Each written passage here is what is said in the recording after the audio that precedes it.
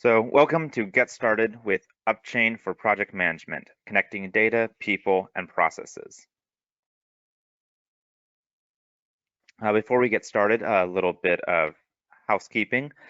First of all, if you have any questions, please type those into the questions tab on the control panel, and we will address those at the end of the webinar. So a little bit about M2 Technologies. M2 is a consulting firm focused on productivity, improving manufacturing process efficiency, and reducing manufacturing costs. Using generative design and best-in-class manufacturing and asset management processes, our team of industry experts can help you become more sustainable, more profitable, and more prepared to meet the demands of urbanization in a rapidly changing world.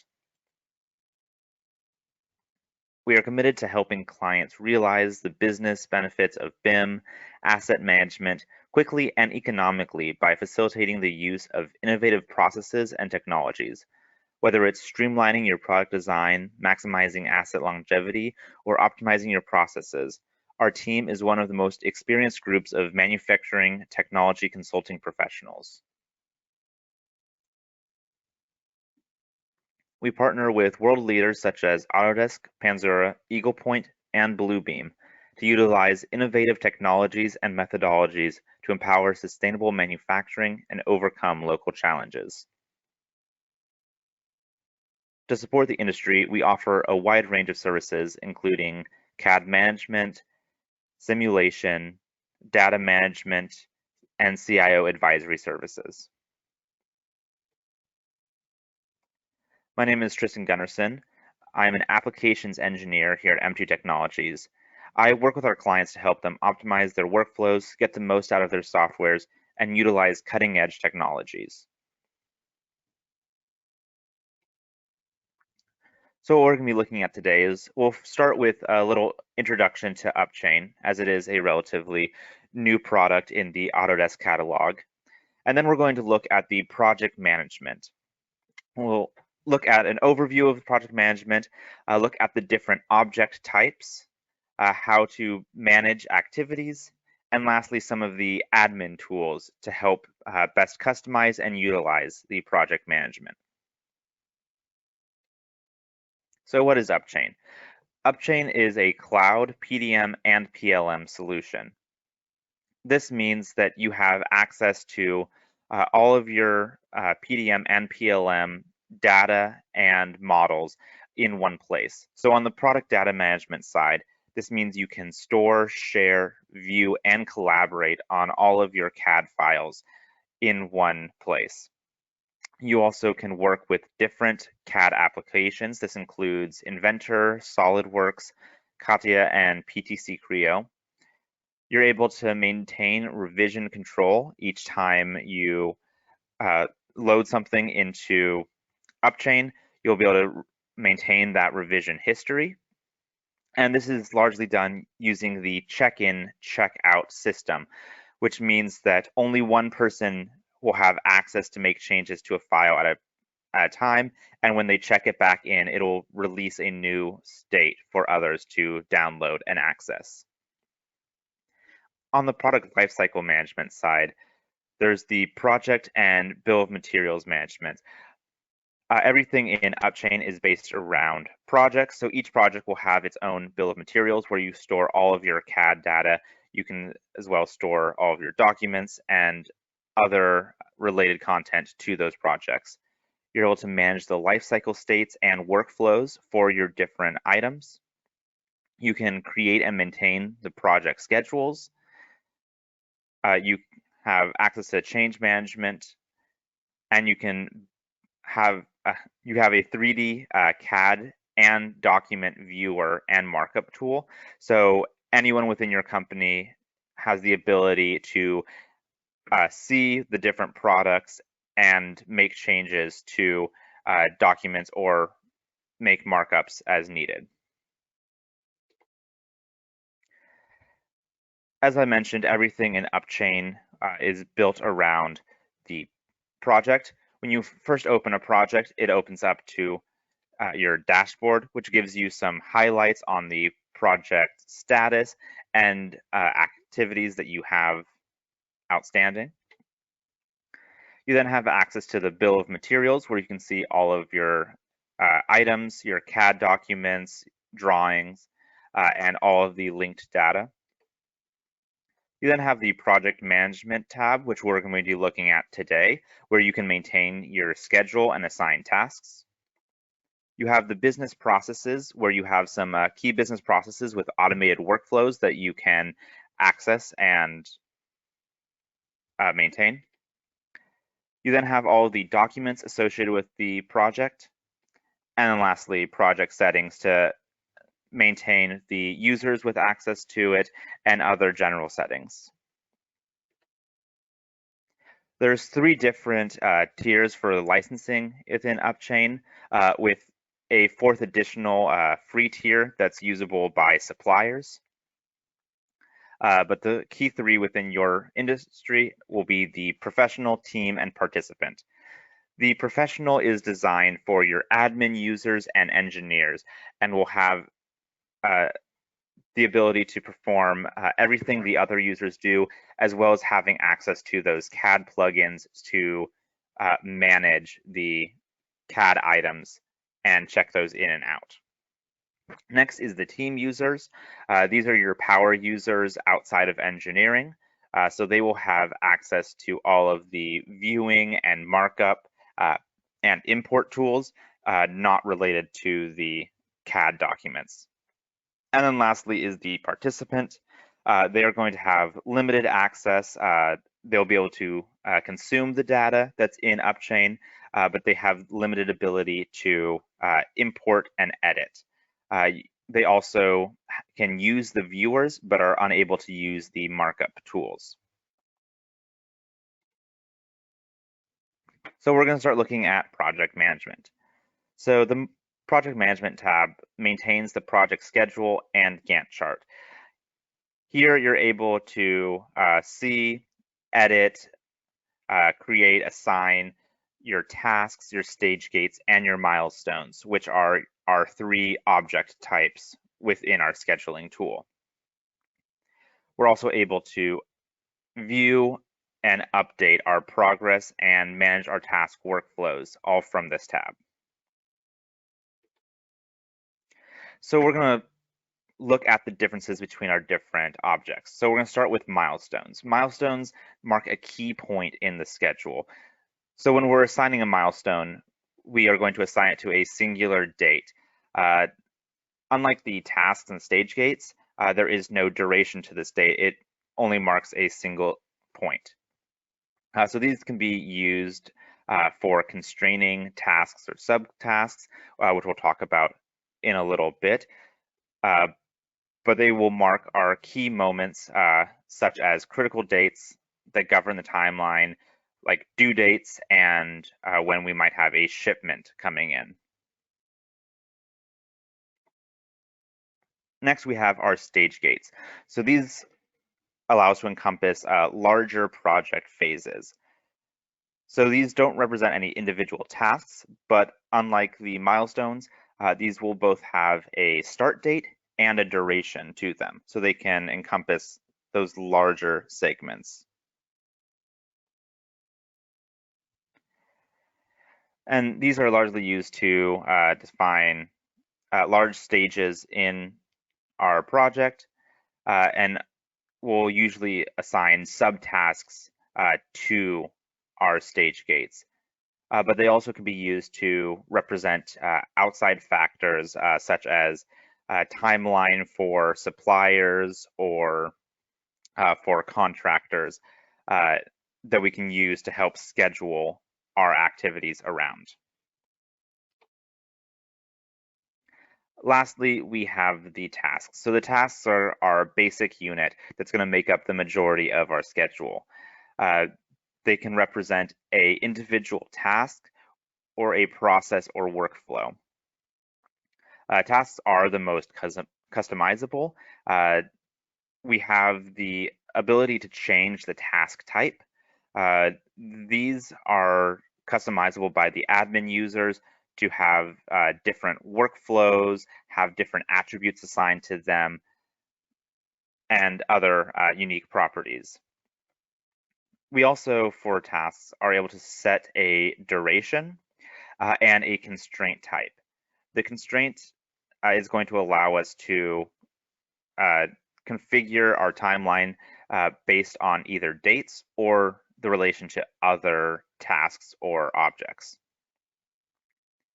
Users also can attach documents and items, so we can quickly reference any documents or CAD models that are associated with the task, or they can be added after the fact. So as new models are created, they can be attached to the task, allowing everyone to quickly access all associated information. And lastly, as I was saying, the placement is determined by those constraint types rather than specifically by a date. And whereas we're going to see in a little bit, the constraint type can determine how it relates to the date or the other objects. So when we're constraining a task, we have two key constraint types. We can have them related to other objects or to dates. So as we see the drop-down list on the side here, the top two options, the as soon as possible and as late as possible, those are going to be our constraints to other objects. The remainder are going to be constraints to dates and are going to allow us to assign a date that this applies to. So for instance, must start on is going to start the task on that specific date. However, finish no earlier than means that it will have a constraint by that date, but is also able to be flexed away from that date depending on its relationship to the other tasks. So constraints are going to define this position. We can see in the image down below, we've created dependency chains. Now, dependencies are what is going to allow us to place those tasks without a date or with one of those more flexible constraints based on its relationship to the other tasks or objects. We have three different types of dependencies. We have start to start, end to start, or end to end. So a start to start means that the task must start after the previous task starts or at the same time as. An end to start means that the task must start after the previous task is completed. And then an end to end means that the task must be finished before the other task can be finished or at the same time. And we can assign one or more dependencies coming from either the start or end of any task, milestone, or stage gate. We also have some additional views within our Gantt chart to quickly highlight different areas of interest. These are our critical path, which is going to highlight our critical tasks in order to maintain our schedule. This is going to highlight in dark red all of the tasks, stage gates, and milestones that don't have any slack, meaning there's no flexibility in their completion time, and completing them late will set back other tasks. Next, we have our slack, which is actually going to show where we have that flexibility. It can be seen as the diagonal bars following task 1 down below. Our slack is going to represent where there is a gap between dependencies and we actually are able to finish a task late without other tasks being pushed back. Slack can also be used to help identify where dependencies are underdefined. If a task is showing slack when there shouldn't be any in your schedule, that means that there's likely a dependency that needs to be drawn in. And then lastly, we have our progress color, which is just going to highlight across the board different colors for the status of our objects. So we can see we have our completed, our in progress, and our draft are all highlighted in different colors here.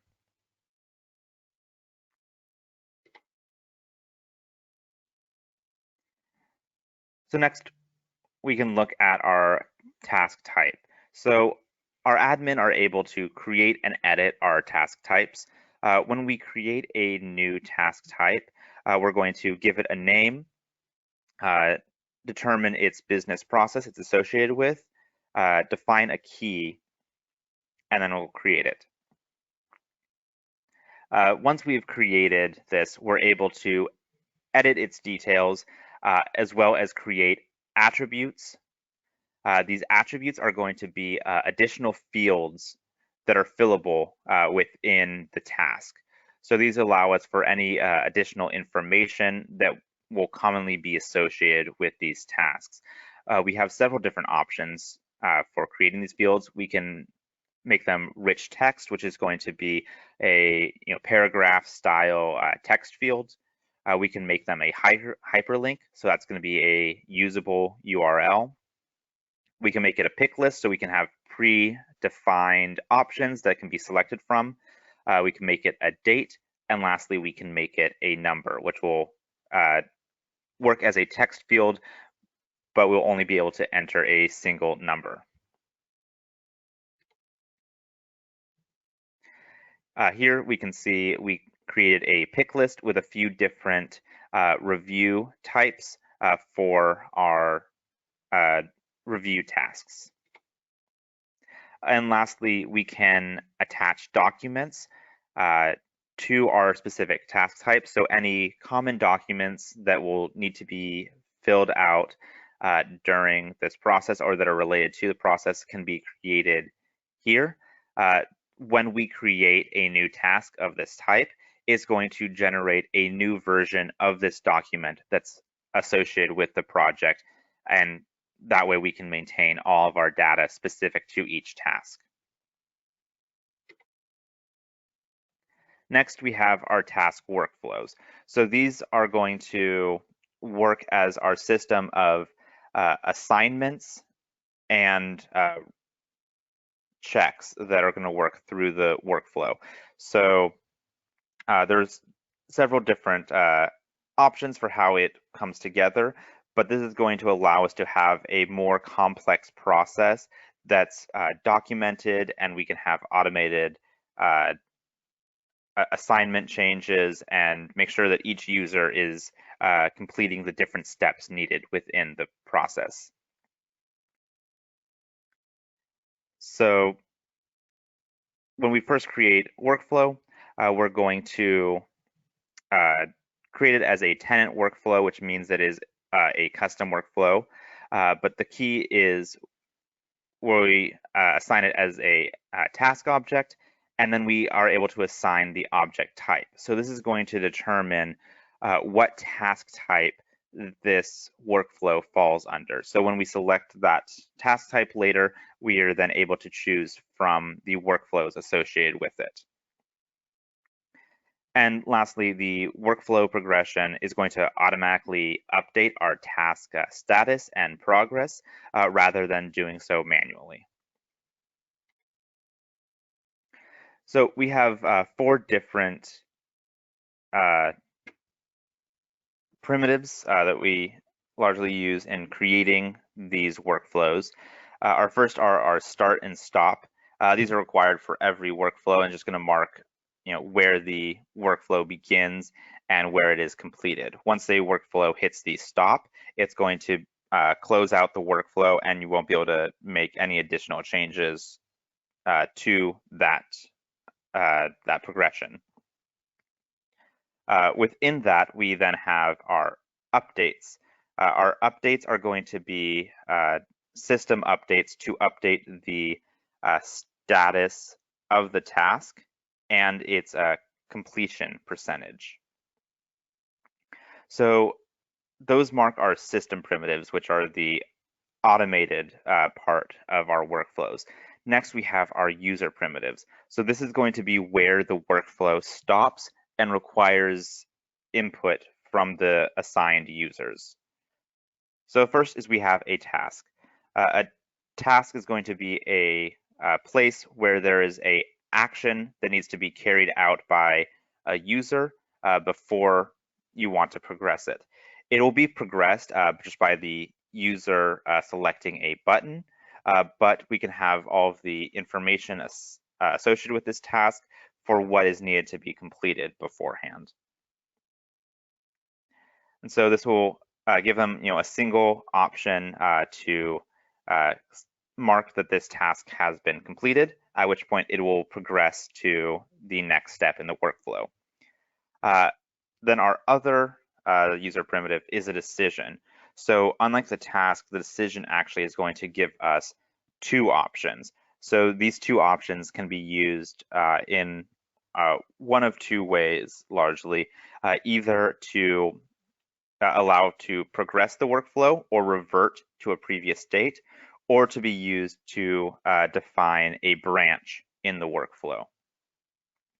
Within tasks, we'll largely use these as review processes where they can be sent back to the original user to make changes in order to get approved, or it can be used to define different progressions from that state. Now that we've kind of covered all the different attributes, we're going to do a quick walkthrough just to kind of show what these look like in action. So we're in our project management tab, and we'll start by creating a new milestone. As we talked about, we can change the priority. We change it to high, and we'll give it a name. We'll call it milestone 1. So with the milestone, it's just going to be a single date that we place it by, but we also can add, description here in order to help give details as to what this milestone is. Once we've added it, we can actually come back and we can edit, including the status and the completion, change the priority if needed, and then we can save those changes or cancel to not save them. We can manually drag the milestone around to change its date, or we can change the date by opening up the edit. Next, we're going to create a stage gate. So we're going to name it stage gate 1. And so with this, we again have that start date, but now we have a duration associated with it as well. You also can see we have assignee or assignees. So we can assign different users or roles to each of these stage gates, milestones, and tasks.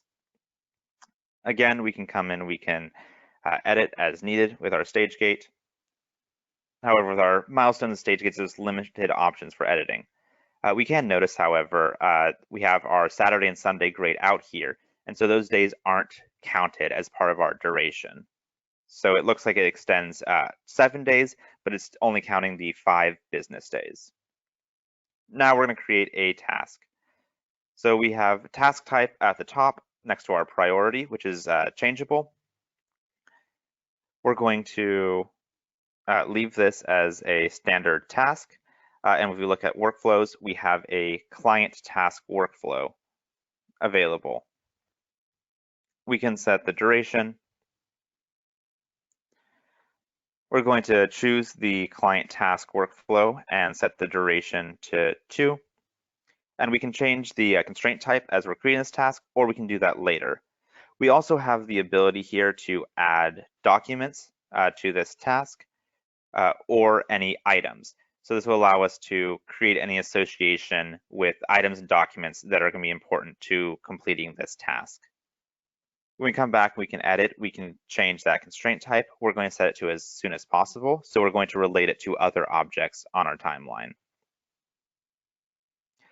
We also can start our workflow that we assigned from that tab.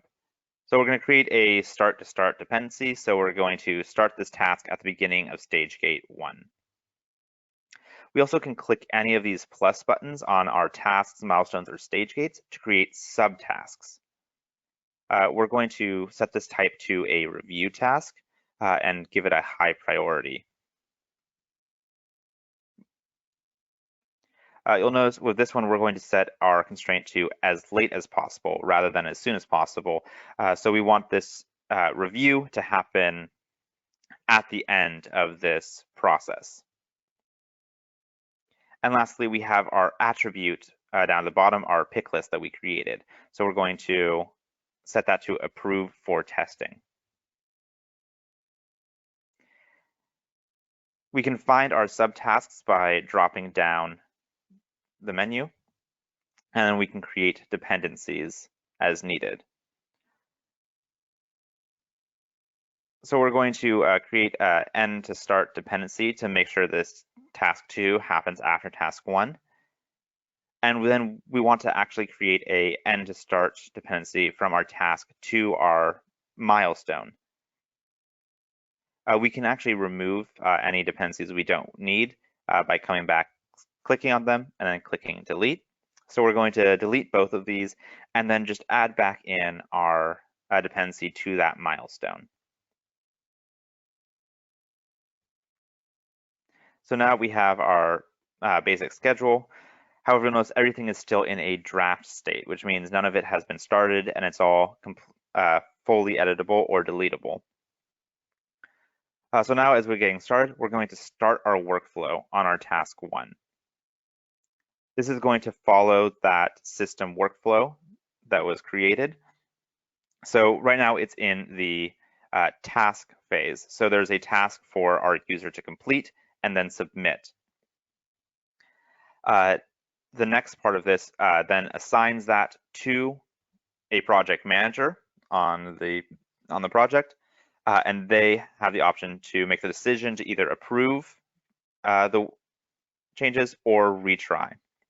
They're going to approve it, which completes the workflow, and you'll notice the status has been changed to completed, and it's now at 100% completion. If I select task 2, we don't have a workflow assigned to this. We could come in and assign a workflow now, or we can manually change the status and completion on this task. So I can change the assignee to project manager, hit save. This will send out an email to the project manager letting them know they have a new assignment. And now I'm going to come in, I'm going to manually change our completion to 10% completed. And you'll notice the status updated to in progress. So if I change the completion percentage, that will update in progress. And if I change it to 100%, it'll set it to completed. We also have our document that we had attached based on our task type in there. Lastly, we're going to look at those 3 views. So first we have our progress colors. So we can see our completed task in green, that in progress in blue, and our draft in red. We're going to show that slack. So that's going to be that leeway we have between task 1 and task 2. And then lastly, when we highlight that critical path, you'll notice it changed all of those, that stage gate, task 2, and the milestone to the dark red for critical tasks. Then lastly, we have a few different options to zoom and zoom out on our Gantt chart. With that, that concludes our project management of Upchain. You can always contact us. You can visit our website or contact us through our number or our sales support email, or contact your direct sales associate. Thank you.